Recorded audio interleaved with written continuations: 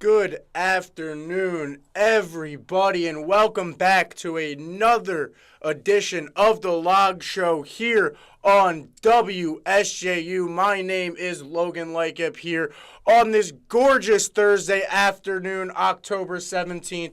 I hope everybody out there is having a good day.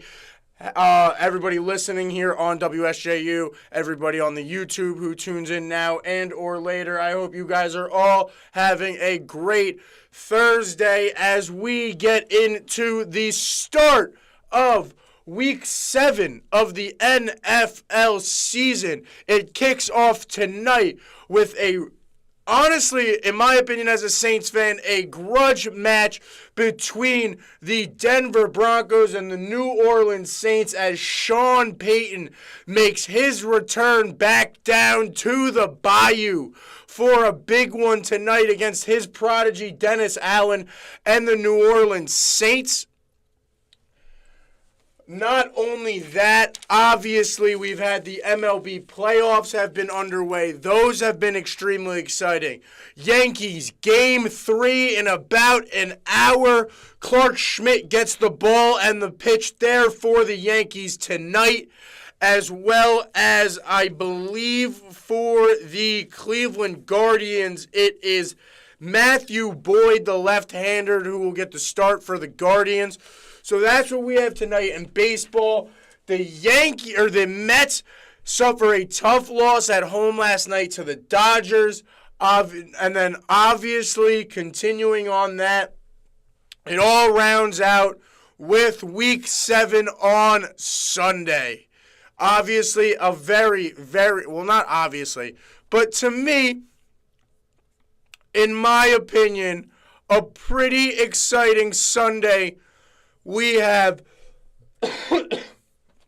this week.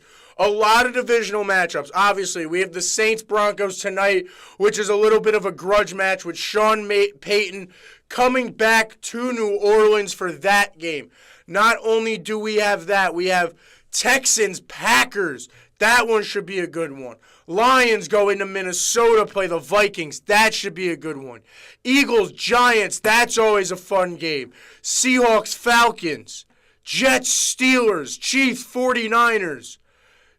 So many good games this week. An exciting Week 7 for sure. Games that will definitely tell us a lot about certain teams throughout the league, what teams are for real, where teams should go from this point forward. Speaking of I don't know what that was right there, but what I was going to say is, speaking of NFL news, some of the biggest NFL news to come out today was out of Pittsburgh, Pennsylvania, as the Pittsburgh Steelers and Tom Coughlin, with Russell Wilson finally coming back, being fully healthy, have decided to start Russell Wilson on Sunday night against the New York Jets. Now, this one is an interesting decision. As of the moment, Justin Fields does have the Pittsburgh Steelers at 4-2. Playing pretty well. Some honestly impressive wins for the Steelers so far. Or somewhat, I would say somewhat impressive wins for the Steelers so far this year. You know, you have the Broncos and the Falcons early on this year before they got going. You have the Chargers team, which is a team that's not terribly put together. But then again, you lost a close game to the Cowboys in Dallas.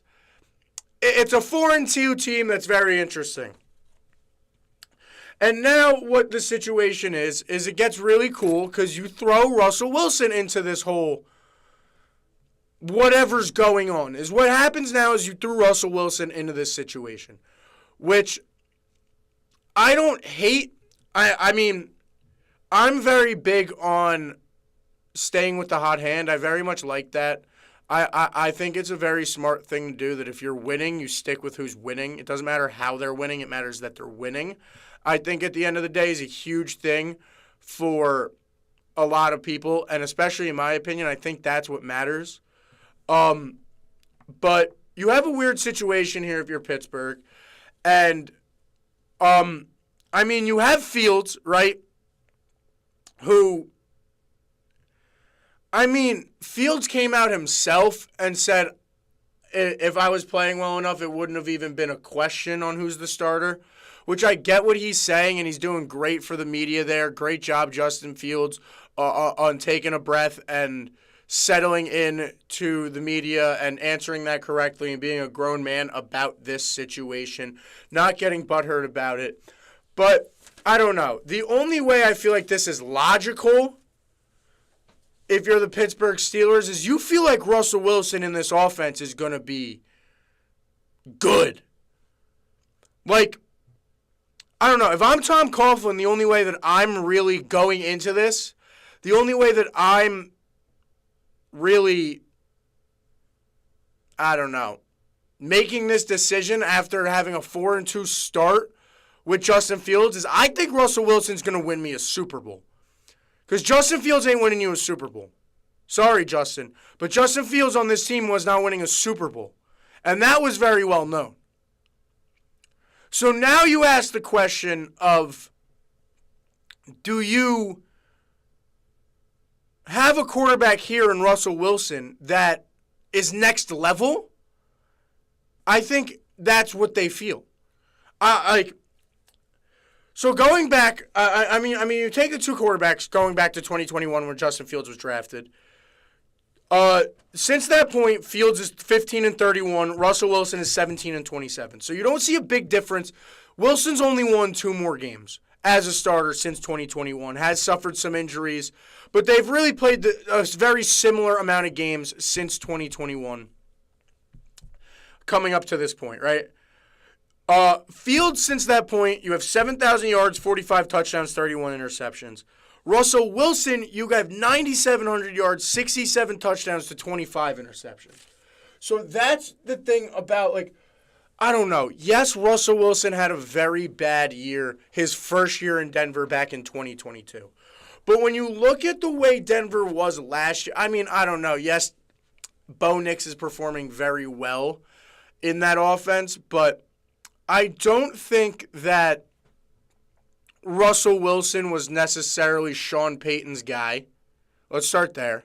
I'll start with that one. I don't think Sean Payton coming into this team last year, I don't think Russ was his guy. If you get what I mean. He came in to that team last year. This is his second full team with the year. Russ was there already when he got there. You know what I'm saying? Russ was already there. Russ was already the starting quarterback for the Denver Broncos and had that very poor season coming into last year. So you look at that situation, right?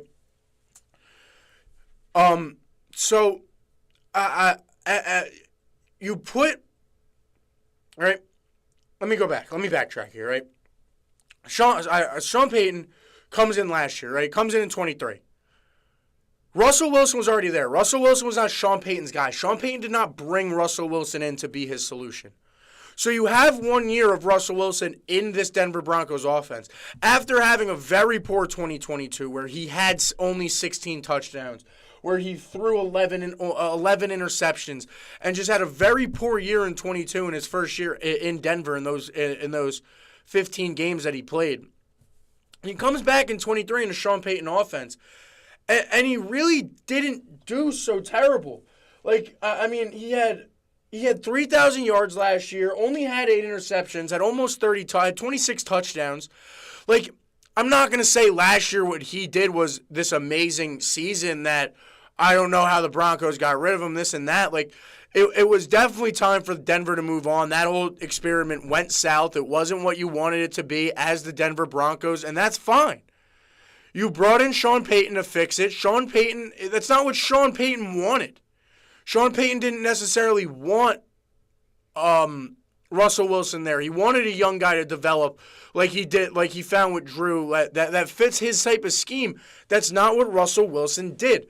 So if we're going to sit here and say that based off the past 2 seasons, Russell Wilson is terrible and has no more potential, I disagree with that.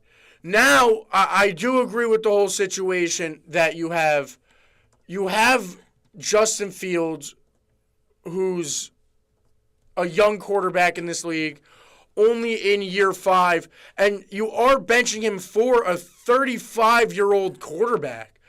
You know what I'm saying? You have Justin Fields, who's sitting there at 25. You are benching him for a quarterback who's 10 years his elder. So that's where I see the argument is you're hindering Fields' development by making this decision. 110%. But were you going to win a Super Bowl with Justin Fields by making with this team? By no means. By no means were the Yinzers going to go up there and win a Super Bowl with Justin Fields. This offense was not potent enough. They have the second highest run rate in the whole league, and there's a reason for that. It's who their quarterback is. And that's no offense to Justin Fields. He's done, in my opinion, he's done a fantastic job in the role that he's been given. But he hasn't excelled in the role that he's been given. He's done a good job. He's done what he's been needed to do. He's done what he's been told to do. So all that is clicking. But what he hasn't done is he hasn't excelled. So that's what you're hoping with here as Mike Tomlin making this decision is Russell Wilson is going to excel. He's going to do Seahawks things in this offense with Arthur Smith, with George Pickens, with Najee Harris, with Jalen Warren, with these weapons that they don't have much of, but they have some of, with an O-line that's dominant, with a run game that is pretty good. You know what I'm saying? It's not like you need, let's be honest. This team is sitting at 4-2 right now with the way that Justin Fields has played. So you're telling me realistically, if you take this team and if Russell Wilson plays the same as Justin Fields, but just with a veteran instinct and that veteran savviness that makes him that much better, you could argue this team is dangerous. You could argue this team is dangerous. You know what I mean? Whoa.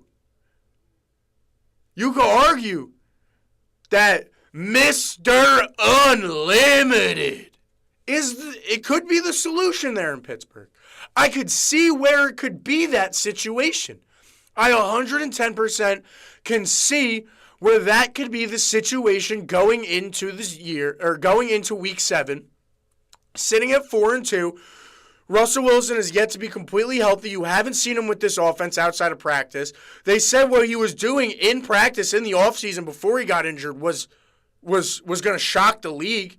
I remember those reports coming out that it was Russell Wilson might have found a rejuvenation here in Pittsburgh. You have him fully healthy. You're playing the Jets in primetime. Why not give him the shot? Why not? What are you going to say? What's the worst case? What really is the worst case scenario that happens here? If we're going to be completely honest. What is the worst case scenario? Russ does terrible? Because by the way Justin Fields reacted today, you don't feel like Justin Fields was hurt. You don't feel like Justin Fields was hurt by what happened. So if Russ goes out there and plays like absolute horse doo-doo, you know, you go back week 8 and you throw Justin Fields back in.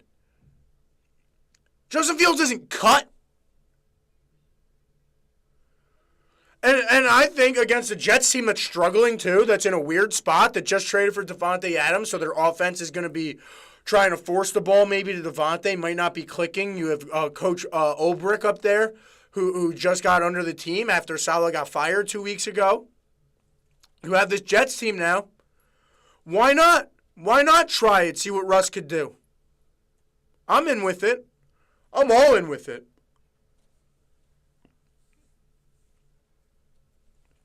I'm all in. I'm 100% all in with it. I'm dead serious.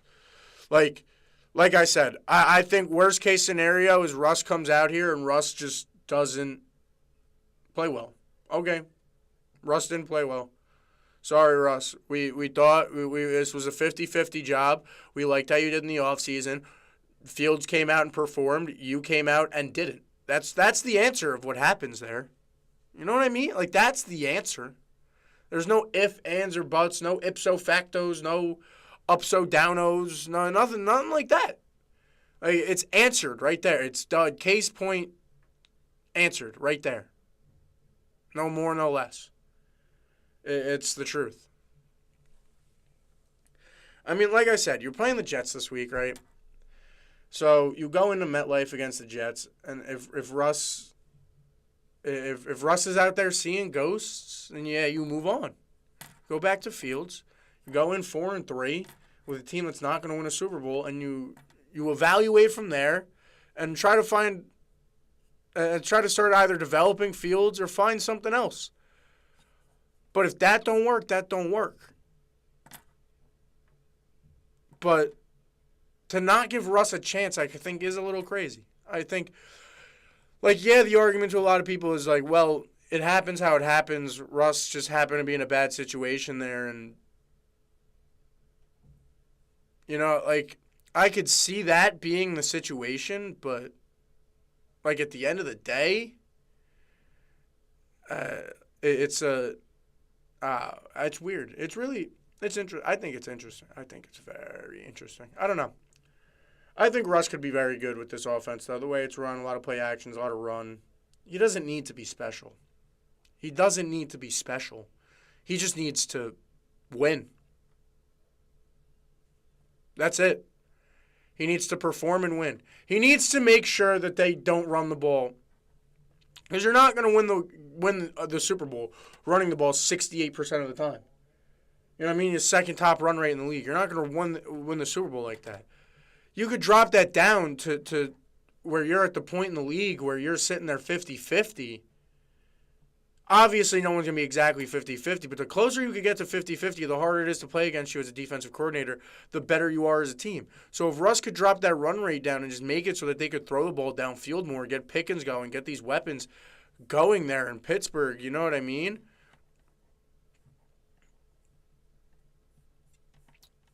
Like you have Pickens, you have Najee, you have Jalen Warren back there, you have Cordell Patterson who could play both wide receiver and running back.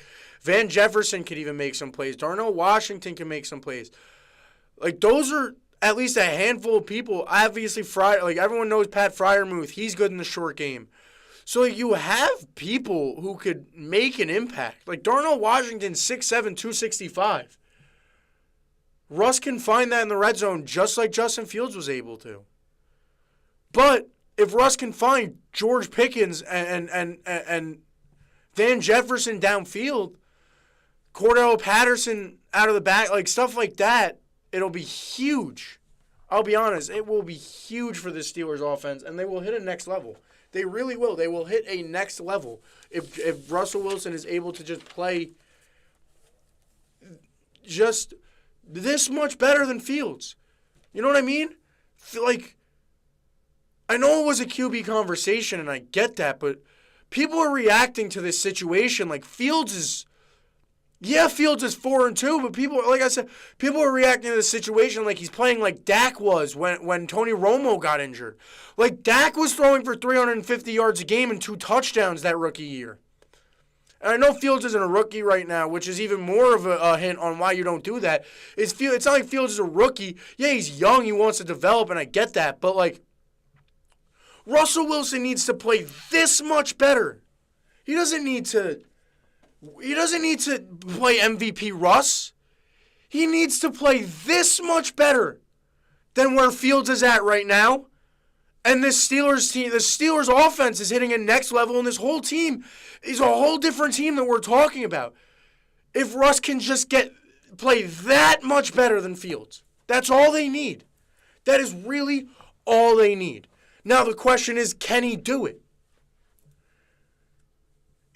But it's a Super Bowl winning quarterback we're talking about here. So to say that he can't do it, he's done it before. He hasn't done it in 2 years, but he's done it before. Honestly, I'm not even going to lie. Honestly, you give me Russell Wilson last year on this Steelers team, it's better than what Fields is doing.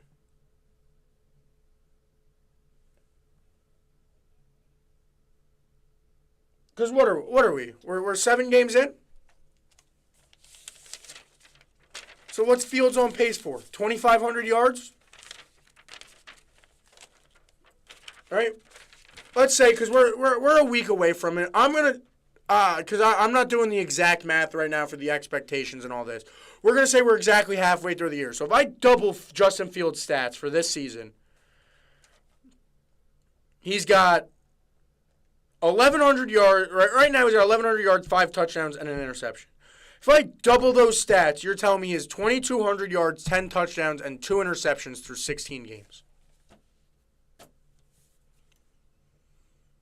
Think of that. We're going to sit here and say, if Justin Fields plays, I mean, this is through 6 games, right? So he'll have a little bit more. But Justin Fields is on pace for about 2,500 yards and 20 touchdowns as a quarterback. I'd take Russell Wilson last year with 3,000 yards, an extra 500 yards, and 26 touchdowns, an extra 5 touchdowns. So don't think I don't think, like, don't sit there and think that Tomlin is so crazy for making this decision. Like,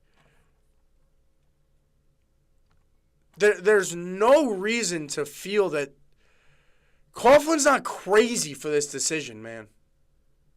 Or not, I don't know why I keep saying Coughlin. Tomlin's not crazy for this decision, man. Like I said, with what Fields is on pace for, which is a little bit over double his stats because we're going into week 7. So it's just about 2,500 yards, probably about 12 to 15 touchdowns, and 2 interceptions. Probably, I'd say realistically, maybe 20 touchdowns, right? I don't see it. I'm sorry, guys. I don't see where, like, this...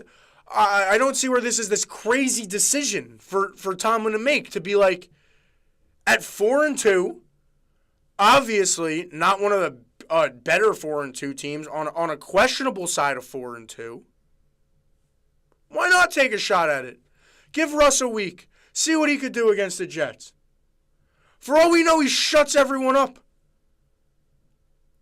You know what I mean? That man could very easily shut everyone up. Come in, have 275 yards and 2 touchdowns on Sunday night. Like, don't completely forget who we're talking about here. You know what I'm saying? There's no reason to just completely blank out and forget about who we're talking about here. Talking about someone who has won a Super Bowl, who's made 2 Super Bowls, almost 3, almost won 2 of them, if it wasn't for a bad coaching decision by Pete Carroll. And like I said, if you're going to give me Russell Wilson of last year or Justin Fields of this year, I think I'm going to take Russell Wilson. I have to go back and watch the film, I'll be honest with you. I could bite my tongue after watching the film. But if I'm going based off the stats alone, which is what I have in front of me at this exact moment, where it's like, YouTube chat, let me know if I'm back. Sorry, I had a little bit of Wi-Fi problems there. But if you guys could let me know if I'm back. But like I was just saying, like, to the worst case scenario, I said this 3 times at the beginning of this, the worst case scenario is Russ plays worse and you put Fields back in. Or Russ plays just as good. You didn't. I don't feel like you put yourself in a situation here as Mike Tomlin that you can't put Fields back in. And based off what you've seen and what you have, there's no reason to sit there and say that Russell Wilson can't do better than what Fields is doing. It's that simple. That simple. We will see, though. We will see this week. But this week does not start without tonight. Tonight's a fun one for me, man. Tonight is a fun one for me. Tonight's a fun night for me in general. We got a lot. Right? I'm going to end the show in a half hour. Yankees got first pitch at 5:08. Then it's 8:15. And New Orleans Saints kick off against the Denver Broncos. Which, this one will definitely be a fun one. Don't get me wrong. This one will be a fun one for sure, man. You know, I'm sitting here currently looking at this Thursday night matchup. And you're taking the Saints, right?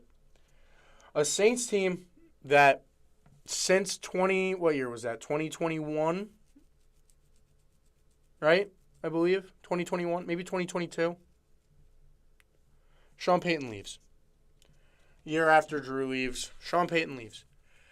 And this team and this organization has been in somewhat of disarray since.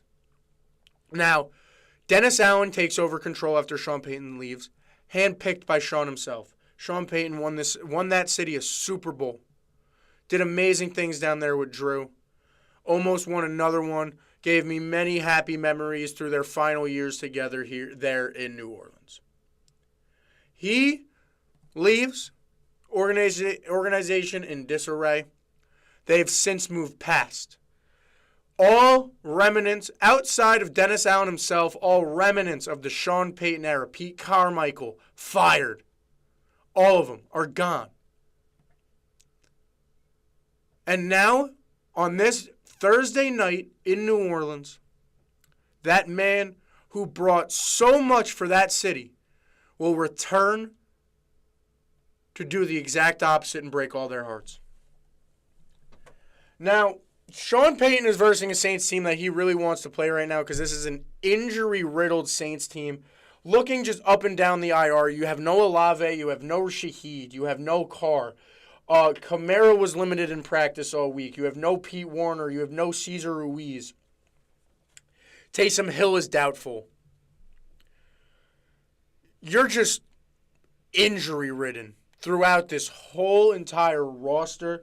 Now, you do have the advantage of the Saints that Patrick Surtain is not playing tonight. He is also injured. You also have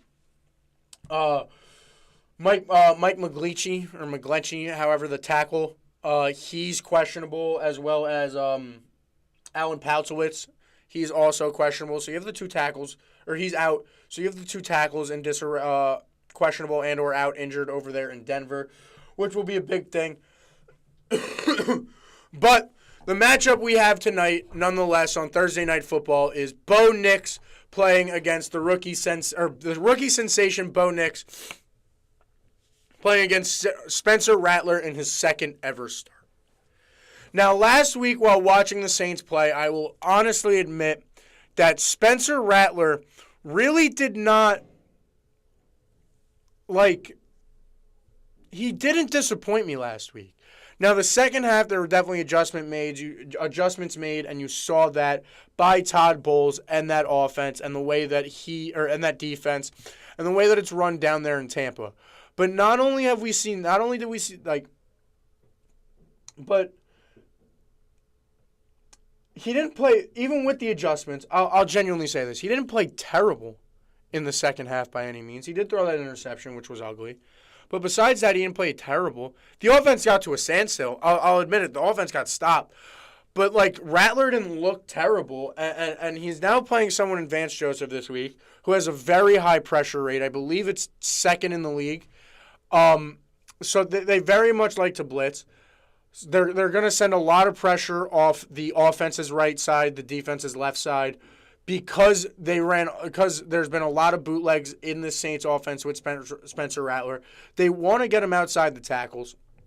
So looking forward to tonight, it'll be a really interesting one. Seeing Sean Payton come back, he's acted in the media as if he doesn't care. But to say that this isn't written on his, this one wasn't circled on his calendar from day one.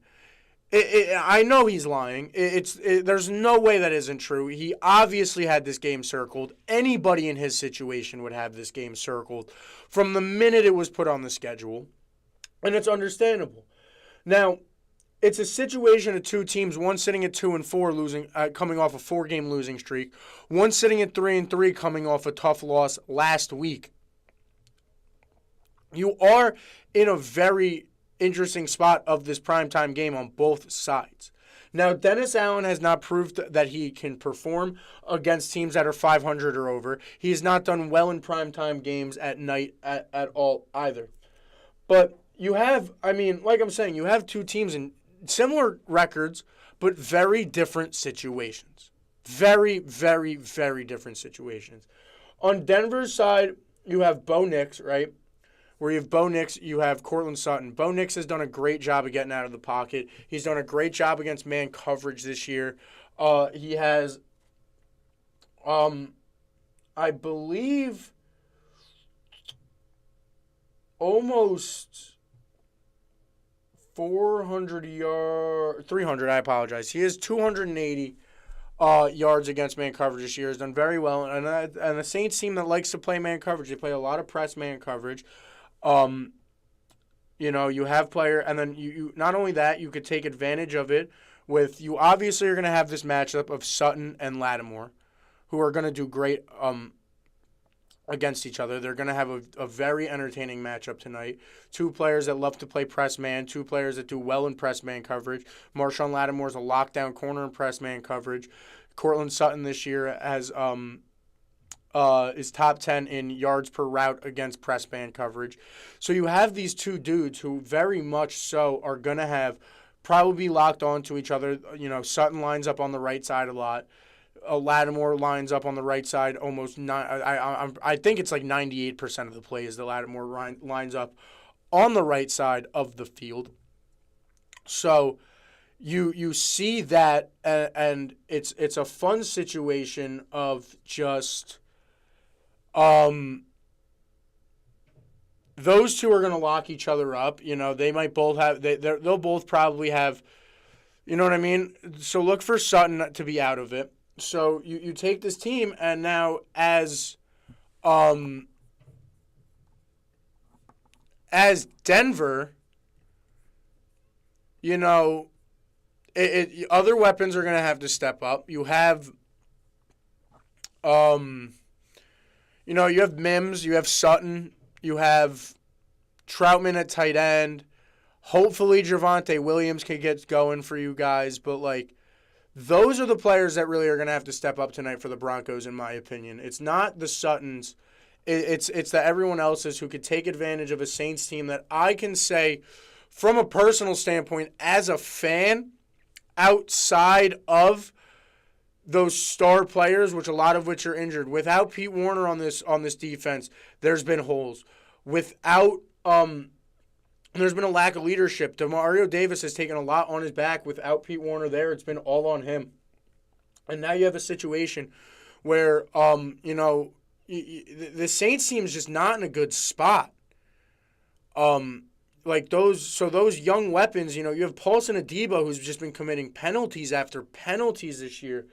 Right now, he currently has 8 penalties. 2 of them were gladly declined. So technically, it's only put down as 6 penalties, but he has 8 flags thrown on him. 6 of them are pass interferences. 2 of them have been in huge situations where he just doesn't play the ball at all.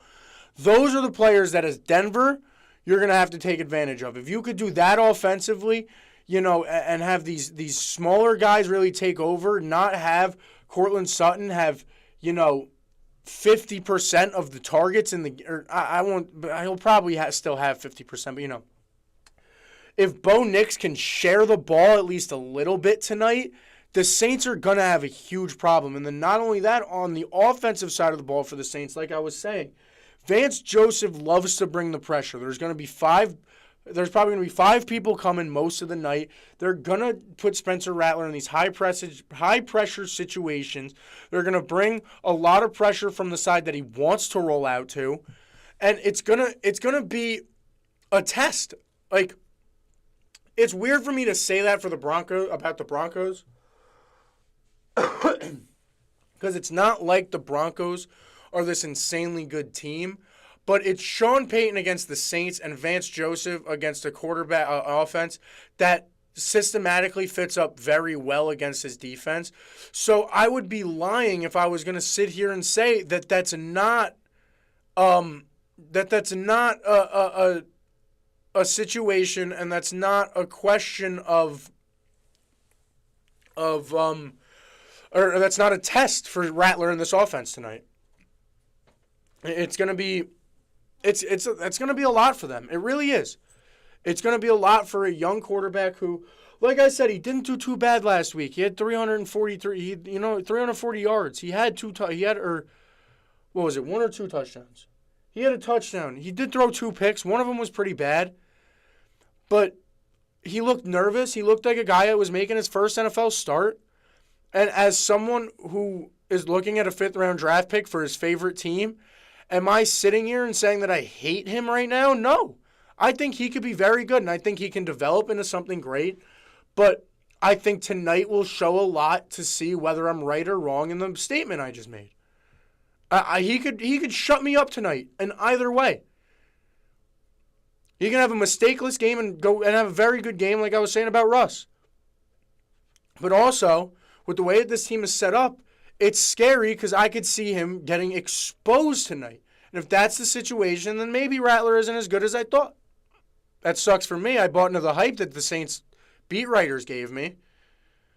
But that's what you're looking at right now out of Rattler, if you're the Saints, is how well does he look, or how raw does he look? You know what I mean? Because if the mistakes are mental, you know what I mean? And they're not like, you know what I mean? It's not like, oh, okay, he's seeing ghosts out there. It's like,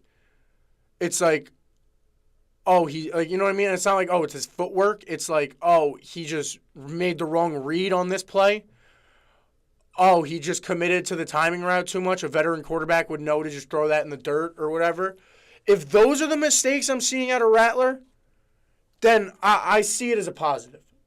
If the mistakes I'm seeing are the opposite, they're, you know what I mean?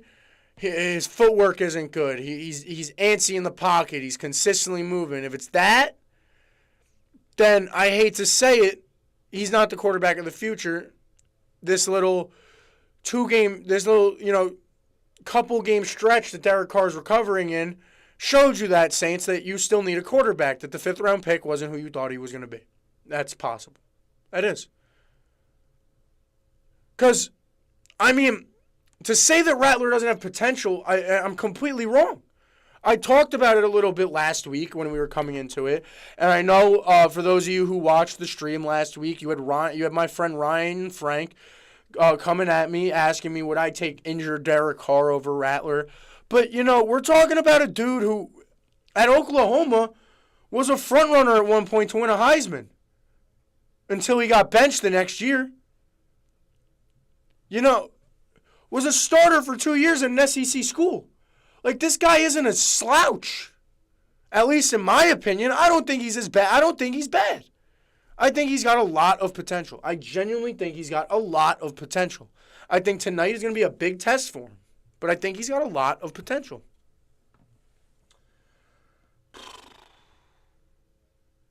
All right.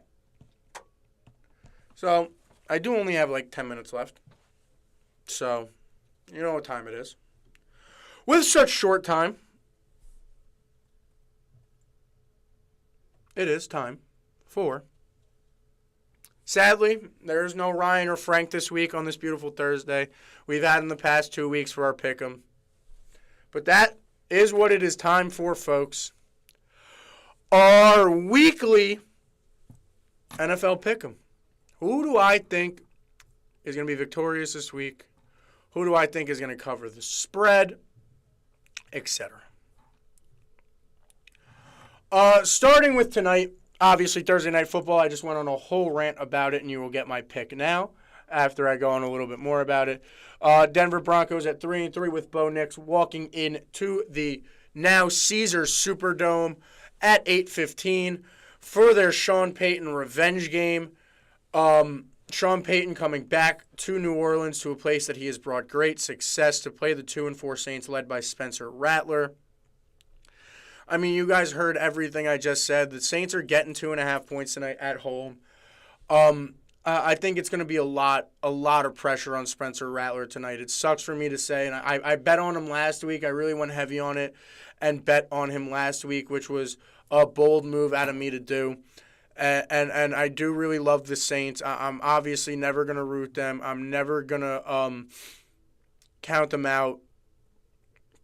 You know what I'm saying? It's never I'll always support them, and in my heart of hearts, I want to pick them.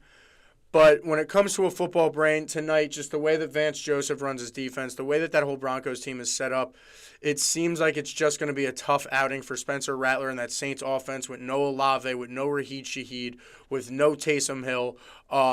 Like I said, Kamara was limited in practice all week, so he'll probably be limited tonight. Just a very, very, very beat-up Saints team going into the game tonight. So I'm going to have to take Denver minus 2.5 for this one. To get the win tonight. Like I said, it's just the Saints, they're so injury riddled. It's just such a tough one. Moving on to Sunday. Hello, mate. Welcome to good old Wembley Stadium here at 9:30 Eastern Time over there in the U.S. So I'm sorry if I offended anyone with that. That was that sounded like half Australian, half British, kind of American.